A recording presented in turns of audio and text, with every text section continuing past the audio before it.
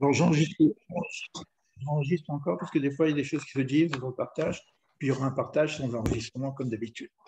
Voilà. Alors, on a fait un peu de philo là, hein. Mais j'espère que vous avez compris que derrière cette philo, il y a tout le plan qu'on nous propose pour la suite.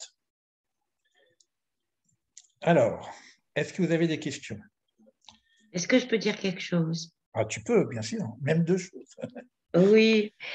Écoute, donc moi, je sais pas si ce sont réellement des questions ou plutôt des réflexions. Euh, donc j'ai retenu quand même une chose importante. Donc l'homme ne crée rien. Donc ça, j'en avais la certitude. Par contre, il transforme. C'est ça. Oui. Il transforme la création. Est-ce qu'il peut transformer la création, justement? Est-ce qu'il Non, peut... non, non, il Alors, transforme. justement, alors il transforme quoi? Est-ce qu'il peut transformer la création? Est-ce qu'il peut agir sur le monde? Est-ce qu'il peut être un constructeur en partenariat avec le divin? Donc ça, c'est un premier élément. Le deuxième élément euh, qui a attiré grandement mon attention, c'est l'idée de la permanence du créateur dans la création. Autrement dit, euh, si j'ai bien entendu, la création est maintenue, c'est-à-dire tenue en main par le créateur, par sa force vitale. Voilà, alors, Euh, oui, tu as autre chose à dire, je t'écoute. Hein. est-ce que c'est bien cela? Est-ce que c'est bien cela? Alors, il y a d'abord des termes, si tu veux, qu'il faut bien être. Quand tu parles de la création, euh, ce que j'entends dans ce que tu dis, c'est ce que nous sommes ici, ce que nous voyons là. Or, ce que nous voyons là, ce n'est pas la création, c'est l'action, c'est le monde de l'action. Le monde de la création, il n'est pas visible. C'est un monde, c'est comme un plan. C'est le plan, c'est pas la chose. Quand vous voyez, par exemple, dans la création, que Dieu crée un arbre, il n'y a pas d'arbre. Parce qu'il n'y a pas de planète, il n'y a rien. C'est le troisième jour, il n'y a pas encore de planète, il n'y a rien. Donc on voit bien que quand on parle du monde des principes, ça c'est la première chose. Donc on ne peut pas transformer le monde des principes, qui sont les élémentaux de tout ce qui va arriver après. Par contre, dans notre monde, on peut transformer des éléments qui sont donc existants, pour ne pas dire créer, parce que c'est des termes qui sont un peu gênants. Hein. Donc, je peux prendre du bois, Je peux fabriquer, quoi, en fait. je peux fabriquer. Je peux, et encore, même le mot fabriquer, c'est gênant, parce que le mot fabriquer, c'est les Oui, Shira. On est dans un autre monde, parce qu'au niveau de oui. la fabrication est d'abord divine pour arriver à notre monde à nous, parce que le monde de la Shira, ce sont des lettres et des séphirotes. Donc, c'est ça qui va arriver. Donc, faut imaginer une énergie divine qui descend, qui descend, qui descend, qui va se formaliser par quelque chose de tangible jusqu'à notre monde pour que le monde puisse exister et non pas créer, parce il est créé au niveau du plan, de la pensée divine. Donc il y a la pensée divine, après il y a le plan, après il y a la formation, et après l'action, le monde de l'action dans lequel nous sommes dans l'action, dans l'agir. Et c'est là où on a une intervention. C'est là où on peut changer les choses. Alors maintenant, dans ce que tu as dit, tu as dit beaucoup de choses qui sont assez importantes. Est-ce qu'on peut interagir avec les mondes supérieurs? On peut transformer les choses, on l'a vu. Hein. Je prends du bois, je fais un meuble, etc. Il n'y a aucun problème. Mais je n'ai rien transformé, quoi. J'ai formé des choses. Donc on est euh, dans ce qui Un nous est assemblage. voilà, des assemblages. Maintenant, est-ce qu'on peut intervenir à d'autres niveaux? Il semblerait que oui, puisque qu'on a vu que le monde n'est pas terminé. Parce que si Dieu avait terminé son monde, on s'est fini, on n'a plus rien à faire. Basta. Or, le monde n'est pas achevé. Et on voit que dans le texte biblique, Dieu se met en Shabbat, et non pas il se repose. Un bon Dieu qui se repose, je ne sais pas ce que ça veut dire. Il se met en Shabbat, c'est-à-dire qu'il arrête l'œuvre. Au moment de la Hashia, il arrête à un moment donné, il arrête le sixième jour, et il se met en Shabbat. C'est-à-dire qu'il arrête de procréer dans le monde de la Hashia Pourquoi? Pour la hasot, c'est marqué, pour faire, pour que l'homme puisse être libre de faire maintenant et de terminer l'œuvre.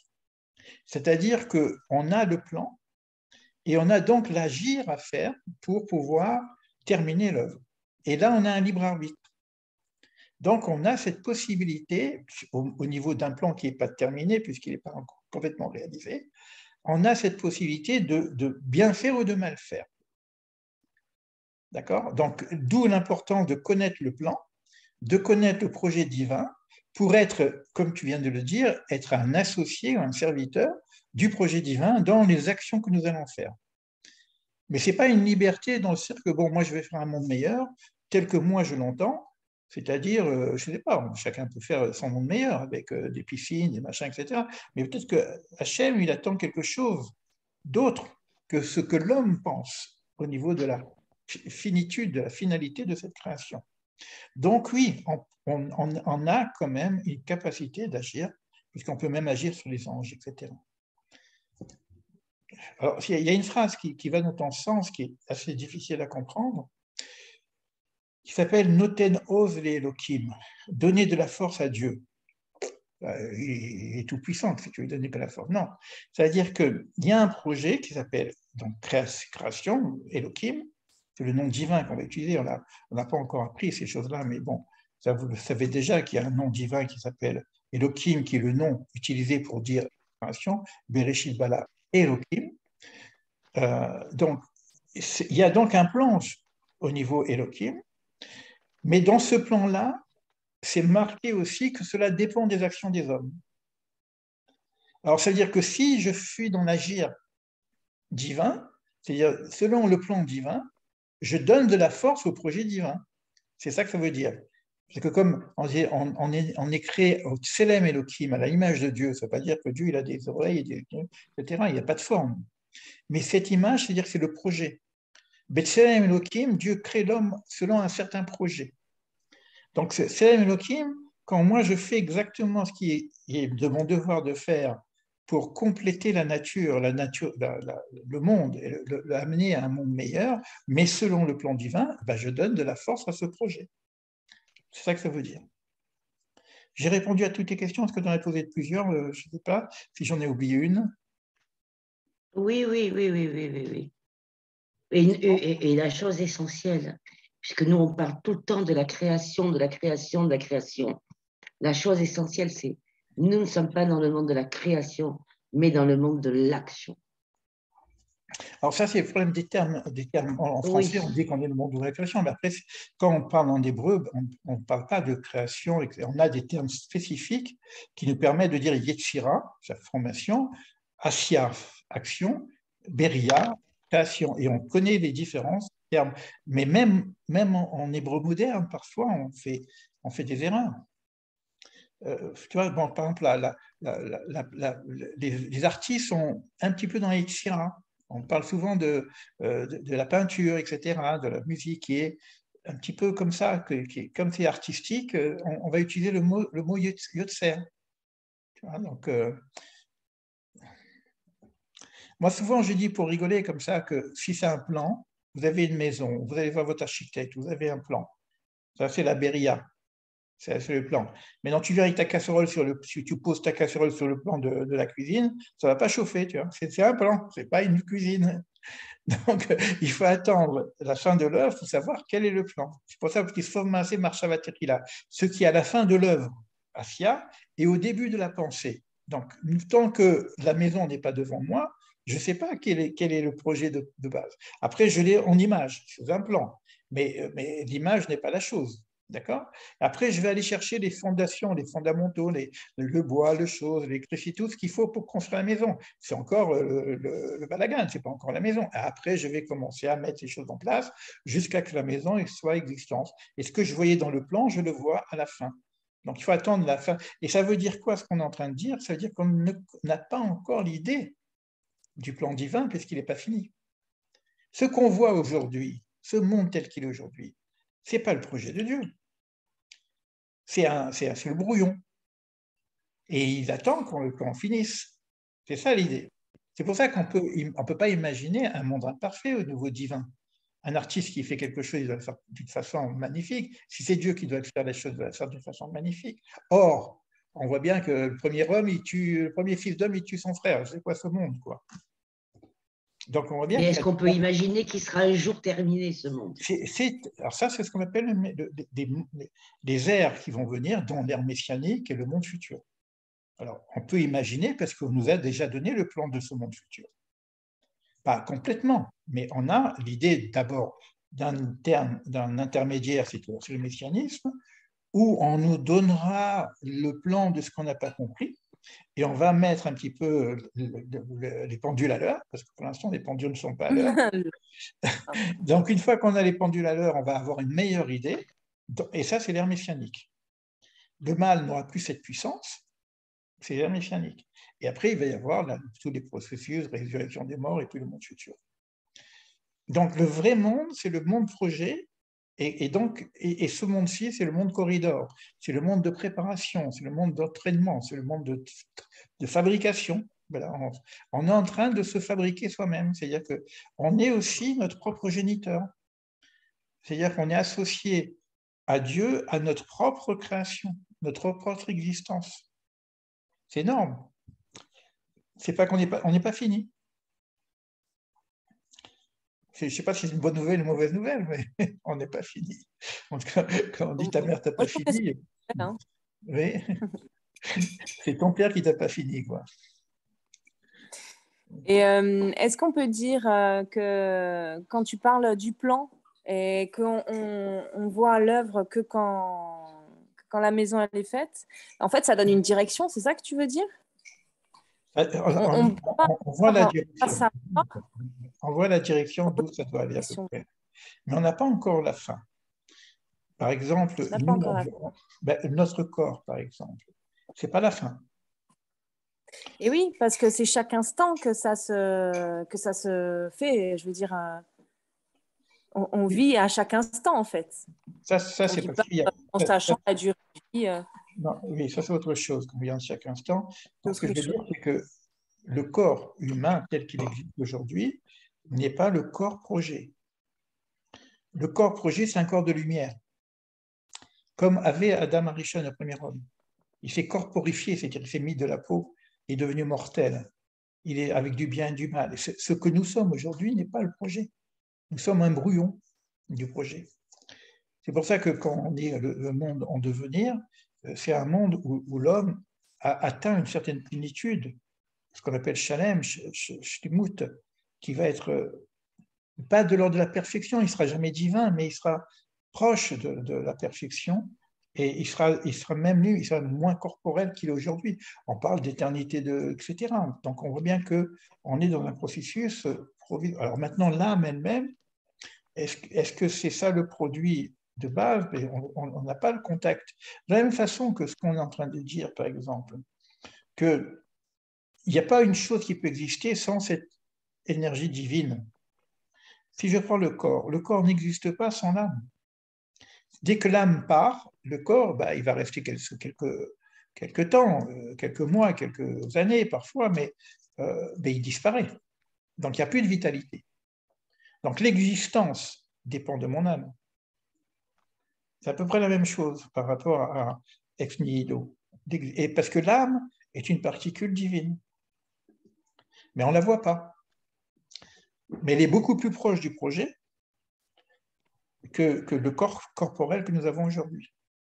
Alors, le corps de lumière, il sera aussi corporel, mais avec une matière moins lourde que celle que nous avons aujourd'hui. Ça, en tout cas, c'est comme ça qu'explique la Kabbale. Tout est en construction, tout est en devenir. Souvent, les gens ils disent je suis, l'objectif est d'être ce que je suis. Ce n'est pas tout à fait ça. Ça, c'est le New Age. C'est devenir ce qu'on fait. C'est l'être en devenir et non pas l'être. Donc, il y a un être en devenir qui est là. C'est presque, il faut se souvenir du futur. Donc, il faut avoir une idée de ce projet divin de l'homme. Qu'est-ce qu'est le projet de l'homme? Et c'est ça un petit peu, tous les enseignements de la Kabbale vont aller dans ce sens-là. Est-ce que donc on est tous en devenir. Alors, je pense que je comprends. Mais c'est comme les enfants, en fait. On est tous enfants et on est tous en train de grandir. C'est ça que tu veux dire? Pas du tout. Oui, exactement. Exactement. Oui, à la différence que l'enfant, il va garder la structure corporelle qu'il a, il va évoluer, il va grandir, il va devenir sage, il va devenir intelligent, Il a etc. Et de oui. la même façon, nous, on va avoir de la connaissance, etc. Mais à un moment donné, il va y avoir une transmutation du corps. Ce qu'on appelle la résurrection des morts. C'est ça la résurrection des morts. Qui donc fait partie des articles de foi. Quoi. Tout le monde en parle, mais personne ne sait ce que ça veut dire. Personne, quoi. En tout cas, bon. Peu de gens savent de quoi on parle quand on dit résurrection des morts, mais c'est ça la résurrection des morts. Il y a une transmutation du corps. D'accord. Et au niveau de l'évolution spirituelle, c'est pareil. C'est-à-dire que pour l'être en devenir, de la même façon que le corps, il doit mourir pour arriver à sa transmutation, l'être humain, il doit mourir aussi de lui-même pour arriver à une transmutation. Pour arriver à un certain niveau d'éveil et de réalisation personnelle, il y a une partie de sa personnalité qui doit rester alitée et faire que l'autre se réveille. Quoi.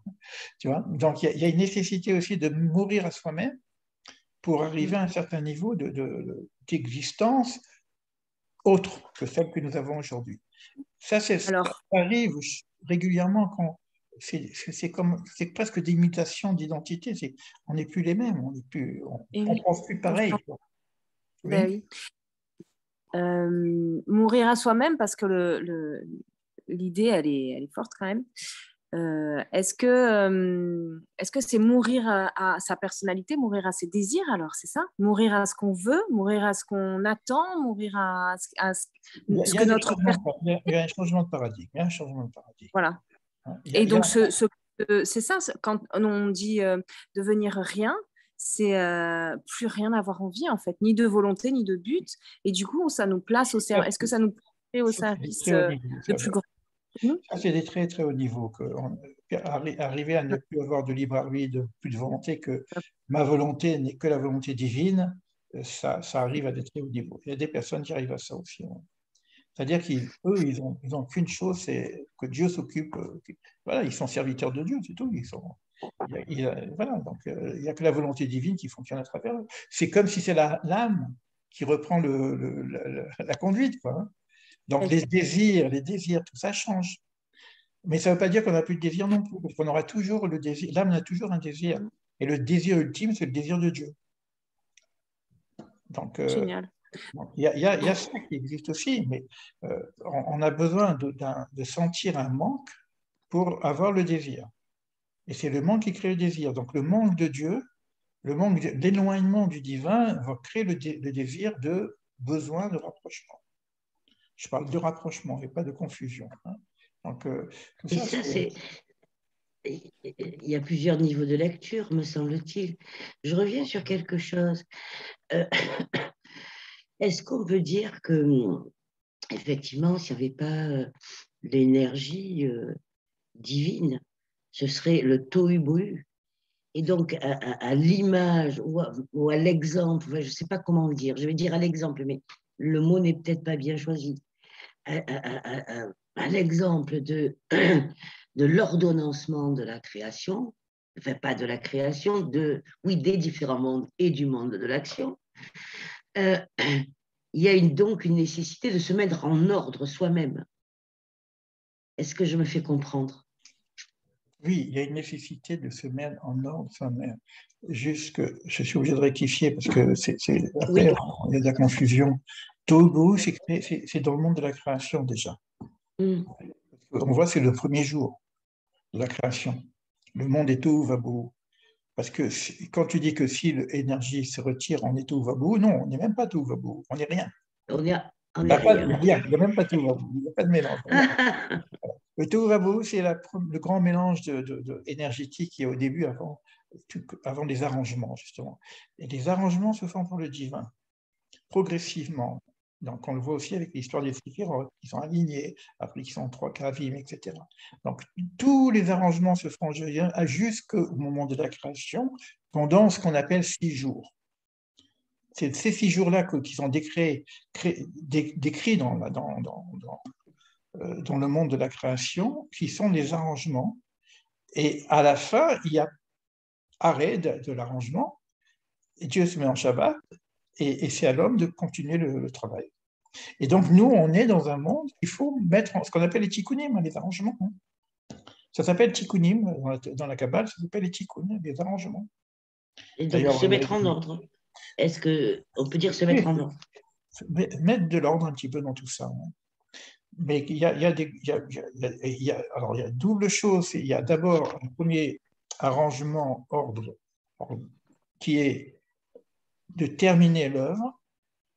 Ça, c'était au début. Maintenant, le problème, c'est que comme l'homme n'a pas arrangé, mais il a dérangé, donc aujourd'hui, on n'est plus dans les tikkunim des arrangements primordiaux qu'Hachem attendait de nous. On est dans les arrangements des erreurs qu'ont fait les hommes. Donc, on est dans les arrangements de la faute d'Adam Arishon, du crime de Caïn, etc. Donc, on est obligé de retrouver notre état d'Éden pour retrouver le premier niveau d'arrangement qu'on a à faire. D'accord? Pourquoi? Parce qu'on a dégradé par rapport au plan de base. Normalement, on devrait arranger, mais on a détruit. Donc, on est redescendu plus bas. C'est ça ce qu'on appelle la sortie du jardin d'Éden, d'ailleurs. Donc, il faut retrouver l'état du jardin d'Éden pour refaire des arrangements tels que... Alors maintenant, la Kabbale dit autre chose. Il dit, pendant qu'on est en train de faire des arrangements, des erreurs, des fautes de l'humanité, on construit aussi en même temps les arrangements du plan divin. Ce qui fait que lorsqu'on arrive à ce jardin d'Éden, on a déjà fait en potentialité les arrangements qu'on aurait dû faire du temps de la Maréchal dans les jardins d'Éden. C'est-à-dire qu'on peut construire... Aller du jardin d'Éden dans l'Éden, alors. Voilà, c'est-à-dire les kabbalistes, ils sont déjà dans le travail de ce qu'on appelle le palais, quoi. Parce que dans le jardin, il y a un palais. Ce n'est pas l'idée de rester dans le jardin, c'est d'aller au palais.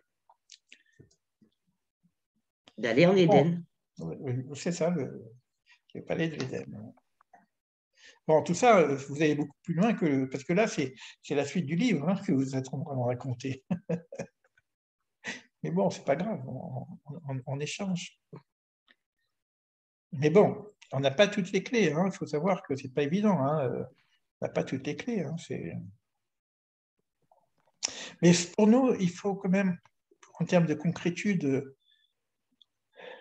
pour ne pas rester simplement sur les sphères du kabbalistique, etc., voir concrètement, à mon niveau, qu'est-ce que je fais? Comment je peux participer à mon niveau à cette idée-là? Parce qu'il ne faut pas rester dans des philosophies un peu New Age, etc. Il faut arriver à un moment donné, on parle des tikkunim par exemple, c'est des choses très précises. Donc, arriver à mon niveau, bon, tout à l'heure, Hélène a parlé de la notion des désirs, travailler sur les désirs, quels sont les désirs qui sont, on va dire, dans le cadre de l'évolution de l'humanité et quels sont les désirs qui sont dans d'autres cadres. Donc, après, il va voir comment je vis, comment je mange, comment je dors, comment je gère ma vie, pour pas, parce que si ça reste simplement dans les sphères, d'où la notion des enseignements qu'on nous donne, que ce soit au niveau des mitzvot, qui sont des tikkunim et des réparations dans le monde, ou que ce soit au niveau des midot, c'est-à-dire des comportements humains que je dois avoir. Parce que bon, il y a des mots qui sont très jolis, comme l'amour, etc., mais comment j'exprime ma relation d'amour avec l'autre dans ce monde-ci. Et ça s'apprend. Moi, j'ai écrit des textes, apprendre à aimer. Ça s'apprend, selon les principes divins, au-delà des principes humains qui peuvent rester uniquement au niveau du sentiment. Ce n'est pas du tout la même chose. Quand vous lirez les textes du Palmier des Dévorants, vous verrez que l'exigence, elle est très, très élevée quand même. Mais il est difficile, ce texte. Il est difficile, ce texte. Mais c'est un texte avec l'aide de Dieu. Si Dieu, je ne sais pas comment dire, mais bon, c'est un texte je dis avec l'aide de Dieu, parce que c'est lui qui décide, de toute façon, qu'on pourrait étudier éventuellement.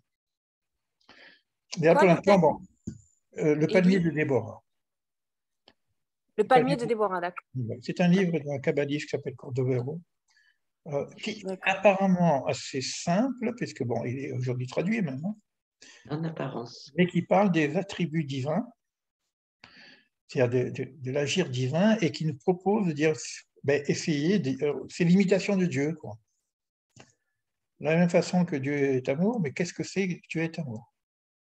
Et là, il va y avoir des décalages entre l'homme et l'idée de l'amour de Dieu, et puis la miséricorde divine, même la justice divine, parce qu'il y a aussi de la justice. C'est-à-dire que ce n'est pas un truc, il y a une ordonnance, comme tu viens de le dire, Bernadette, il y a un ordre. Justement, pour l'ordre, est-ce que l'ordre, donc la justice, la justesse, est-ce que justement c'est replacer les choses à sa place en ordre? Donc, est-ce que c'est séparé? C'est quoi? Et oui, Il y a séparé, tout l'ordre. séparé. Il y a tu vois bien que dans la Torah, il n'y a que des séparations. On sépare Voilà, les des ténèbres, on sépare même l'organisation de la création. Quand vous regardez le cosmos, etc., il y a des distinctions qui font pour que justement l'homme puisse arriver à ce qu'il est. Si on n'était pas séparés, on serait tous des animaux. Si les animaux n'étaient pas séparés, on serait tous des végétaux. Si les végétaux n'étaient pas séparés, on serait tous des pierres. Donc, donc il y a, quelque chose qui fait qu'il y a une évolution de la création, d'existence. C'est vrai que c'est un peu difficile, hein, parce que il faut parler d'existence et d'essence, hein, donc il faut jouer un peu sur cette notion-là, et souvent dans la Bible, des gens, par exemple, est-ce que le ciel a été créé avant la terre ou la terre avant le ciel? Alors, les sages, ils parlent de ça. Bereshit bara Elokim et Hashem va'aretz. Donc, Dieu crée le ciel et la terre. Ah, donc c'est le ciel avant. Mais on va juste après, juste à d'autres passages, on va voir que ça commence par la terre et après ça, on parle du ciel. Ah ben non, c'est commence par le ciel, la terre. Et ça veut dire quoi? Est-ce que l'essence existe avant l'existence ou l'existence existe avant l'essence? Donc, tout ça, c'est des grandes questions apparemment philosophiques, mais qui sont posées ici dans la Kabbale aussi. J'ai eu un philosophe qui m'a dit toute ta philosophie, c'est simplement comprendre est-ce qui c'est l'essence est avant ou l'existence avant, quoi. Bon, mais maintenant, quand on va parler d'existence, on a une meilleure idée. Exister, c'est sorte ex. Donc, il y a une nécessité, qu'il y a un influx qui me fasse exister, qui me fasse... Voilà. Et ça, c'est l'influx divin. Donc, plutôt parler de dire que je suis créé, je veux dire je suis existé. En fait, est-ce qu'on pourrait dire alors que l'existence, donc ça tire, on tire de ça notre existence. Alors c'est ça, puisqu'on le met à l'extérieur alors. Alors c'est un peu difficile parce que c'est la suite du texte qu'on va étudier, hein. On va voir comment ça marche parce qu'on est à l'intérieur et en même temps, et il est à l'intérieur aussi. C'est ce qu'on appelle l'immanence et la transcendance. Donc l'immanence, il est à l'intérieur de la création, mais la transcendance, nous sommes, la création est à l'intérieur de la transcendance. Donc le lieu est à l'intérieur, le lieu du monde est à l'intérieur du divin, et le divin est à l'intérieur du monde. Vous voyez, donc il faut comprendre un peu cette notion-là, mais ça va expliquer avec tout ce qu'on va parler avec le Tzimtzum, l'espace du monde, avec le rayon divin qui redescend, la lumière entourante. Donc il y a une lumière qui entoure et une lumière qui pénètre. C'est ça l'idée. C'est ces expressions qu'on parle hors Amakif, hors Pnimi, dans la Kabbale. Donc il y a une lumière divine qui entoure, qui restera toujours autour, donc à l'extériorité du monde, donc nous sommes à l'intérieur, et il y a cette lumière aussi de l'intérieur qui va descendre. Mais regardez un enfant, hein. Regardez un enfant dans le ventre de la mère. Il est à l'intérieur de la mer. Quelque part, il est en fusion avec la mer. C'est comme s'il n'existe pas, il est la chair de la mer lui-même. D'accord? Mais les éléments de la mer pénètre aussi l'enfant, parce que sinon il n'y aurait pas d'enfant. Donc il y a le sang, il y a la nourriture, etc. Donc l'enfant, il est aussi bien à l'intérieur de la mère, mais la mère, elle est aussi à l'intérieur de l'enfant. Et on peut dire que même pas que la mère, parce que le père qui est complètement à l'extérieur, il a quand même mis sa goutte. Donc il est aussi à l'intérieur, parce que dans l'ADN, on va retrouver aussi le père. Donc vous voyez, c'est pour ça qu'on utilise souvent ces symboliques qui ne sont pas des symboliques, hein, de la création, on va parler de l'existence, de l'émanation, je ne sais pas comment appeler, des enfants, à travers la relation masculin-féminin, l'enfantement, etc., la gestation. Et on va beaucoup utiliser la notion de gestation, même l'allaitement, etc., qui vont servir comme support d'expression de la Kabbale au niveau de la création. Même des séphirotes, etc. Donc ça aide un petit peu. Voilà. Écoutez, bravo. Écoutez, merci de votre présence. Et s'il n'y a plus de questions, on avance avec ce texte-là. Et vous voyez, ce texte est intéressant parce que même si on a apparemment une philosophie, vous voyez que ça nous réveille à des questionnements intéressants quand même. Hein. Voilà, donc j'avais souhaité, mais j'espère que je vais y arriver, et je sens qu'on est en train d'y arriver, d'enseigner ce que je ne sais pas. Et quand je rentre dans certains textes, je commence à savoir que je vais commencer à enseigner ce que je ne sais pas. Parce qu'il faut qu'on découvre aussi des choses nouvelles. Voilà. Toda Rabba, Eli. À bientôt. Merci vraiment beaucoup. C'est une préparation du voyage, tout ça. Hein, pour ceux qui viennent. Hein. Sandra, je ne t'ai pas entendu aujourd'hui. Non, parce que je suis fatiguée. Ah, d'accord. Alors, je ne peux qu'écouter, ce qui est déjà bien. C'est déjà pas mal. Ok. Allez, oui. À bientôt. Merci beaucoup, Eli. Vraiment, vraiment, vraiment. Salut. Louisiana, salut Daniel, salut Marie-Pascale, salut Bernadette, salut Rachel, salut Élie. À bientôt. Si.